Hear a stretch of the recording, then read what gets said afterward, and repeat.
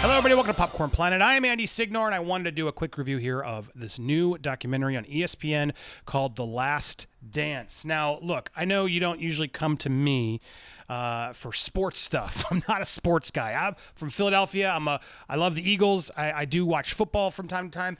And of course, I knew of the Bulls. I knew of Michael Jordan. I know he's the best of the best. I've seen him play. I remember as a kid having a Bulls hat just because that was what everyone had. The Air Jordans, the Chicago Bulls. He was the best. And I knew about the story. I knew about the ups and downs. But this documentary, it ellipses just the sport. It's just a story about a man trying to be the best and being born for greatness and the cost of that and the discipline for that and all that went into him becoming who he was and the legend that he is, the ups and downs. This really breaks it down. But what's so brilliant, it's not just a Jordan documentary. This film focuses on the 97, 98, one of the last seasons of the Chicago Bulls team after they've won all these championships, when all this sort of drama and turmoil came out. And I didn't remember a lot of the specifics then, but I knew a little bit of what was going on, but this documentary really focuses on that last season, The Last Dance, which is what the Bulls coach, Phil Jackson, sort of called the theme of the season. And this was the last time that Phil Jackson was going to be the coach, and Michael Jordan is telling the world, I'm not going to come back to the Bulls if Phil Jackson's not my coach. And this is after winning multiple championships. They are on top of the game, but the politics behind the scenes, one of the managers or owners of the team is trying to mix up the team and stuff. So that's really what the documentary is about. But what's so brilliant about this film, I watched, it's a 10-episode series currently on ESPN. They've been airing 2 episodes every Sunday for the past, and this Sunday is the final 2 episodes. You can watch them all now on ESPN. I have YouTube TV, so I can watch it there sort of on demand. But if you have the ESPN app, you can go watch it there too. And then after it airs on Sunday, I'm told it's going to start airing on Netflix. Outside of the U.S., you'll be able to watch it on Netflix, but in the U.S., you'll have to watch it on the ESPN app. But if you have YouTube TV or other sort of on-demand, if you have a cable opportunity, you can watch it there as well. But the point is, this documentary is absolutely worth watching. Whether you're a Bulls fan or not, there's just an amazing inspirational and history going on this, and it's so well put together. So this documentary focuses on that sort of the last season is what the idea of this is, the last dance, as you will.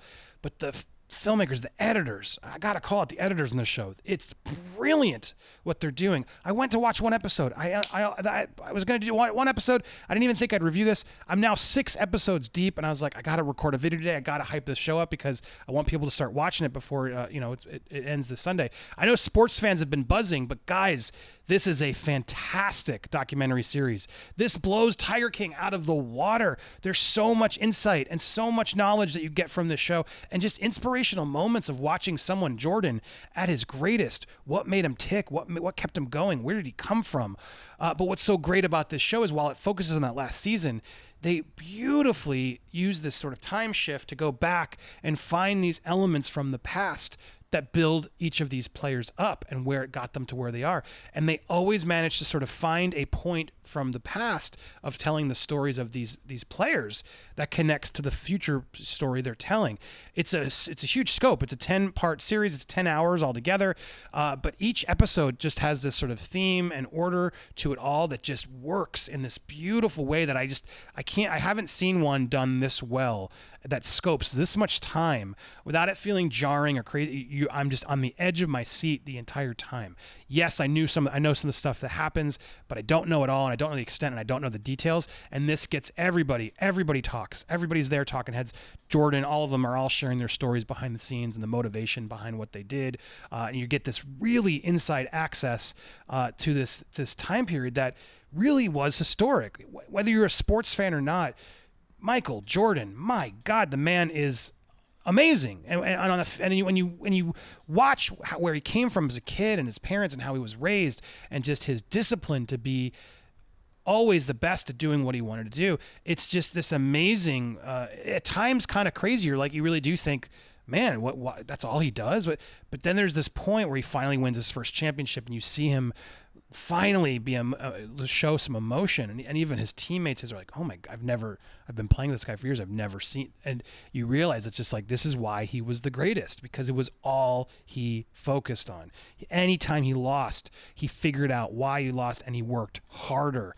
And it's sports or not, you're just watching someone be the best, and it just shows we can't all be the best. People just don't have the discipline or the attitude that Michael Jordan does. That's why it's so hard to find, because he's not out there drinking and doing all the stuff that Dennis Rodman and other people sort of fall into. But every time he's knocked down, he works harder. There's this moment where he's like, the reporters are writing him off. He's on one of the championships, and after the first game, they're like, oh, the Bulls, they're going home. They're not going to win this. And he manages to take this shot at the ending, like game 2. And he's one of a billion amazing shots he's taken through his career that you get to see throughout the piece. And then he just turns and he's like, if you aren't with us, go home. And it's just so inspiring in a way. You watch it. I related to it. I'm just like, I have that feeling here sometimes, and I'm just nowhere near a Jordan, but you know what I mean? When you're a creator or anywhere in your business or what you do, if people aren't believing in you and supporting in you, get out, go away. Just find someone else to watch. That's what this sort of, you see this in Jordan of, he's there to do his job, to do what he knows, to deliver what he knows and do what he does. And you support it or don't, but leave him alone and stop knocking him. It's just this sort of beautiful, inspirational scene. There's so many of them. There's this whole point where he's like, you watch him excel through college and everything, and then through his first years as a rookie in the NBA, and he's just non-stoppable getting the points. But then what's beautiful about this show is they give you a new sort of challenge every episode of what he sort of is up against or everything else. There's a whole episode where, because he's scoring so much, they don't know how to beat him, and so the Pistons create Jordan rules where they got to literally keep him from the air, because they know as soon as he gets in the air, they can't win. So they start hurting him and like hitting him harder, so he just gets knocked down and try and like persuade him to not keep taking the air. And this, what does he do from that after he loses and do that? He goes to the gym and bulks up. Skinny Michael Jordan, who's running off more calories than he can sustain every time he's playing the game, figures out and goes to that gym and pushes harder to get more muscle mass so he can fight back against the Pistons and beat them. It's just like every episode feels like a Rocky moment. You're watching just him grow and build and inspire everyone. And then it's not even just Jordan. They go back and they talk about Scottie Pippen, someone who I always sort of was like, he's sort of a footnote, whatever. He was Jordan's like sidekick. But they really get into like Scottie Pippen and the struggle Scottie Pippen had of signing a 7-year deal for a large amount of money, but then not being able to take advantage of it and becoming like the 120th raised level player in all of the league. He's making nothing on the highest team who's bringing championships, a number 2 player on the team, and he can't get a raise because he signed up to a contract. And then you hear Scottie Pippen talk about it. He's like, I wanted security for my family, and then you get into the sort of what happens to a guy then when you're stuck in there and you're like, they're not treating me well. I'm giving them everything and they won't reevaluate this. Who could have ever predicted this? And then you get the coach's side. Like, he knew. We warned him. He said that's a long time. Every piece, every major player in this story, they go back and they give you just enough backstory to make the narrative that much better as it keeps going. It's just a beautifully edited narrative to one up each time, as sort of as you're watching this final season, this last dance, which I don't even remember what happens. So a lot of this is sort of fresh to me. As you're waiting to sort of see, well, what happens at this end, they're building up these characters. So you're rooting for them and you're waiting to see what's happening.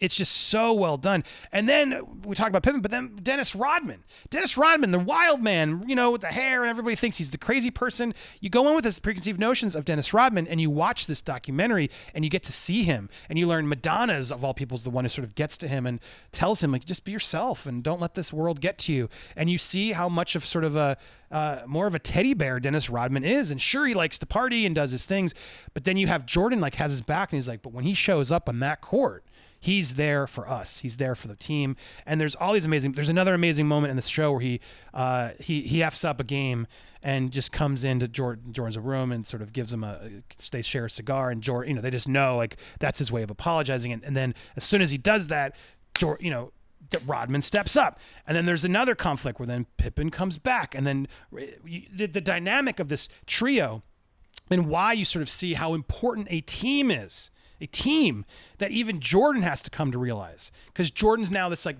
the best player. He can go score the most points in the game and break all the records, but he doesn't win the championships until he hits the team, until he gives that up and realizes I can't get every basket. I have to give up the baskets to the other players. And you get to watch him learn that through Phil Jackson, the coach, which they go back and tell his story.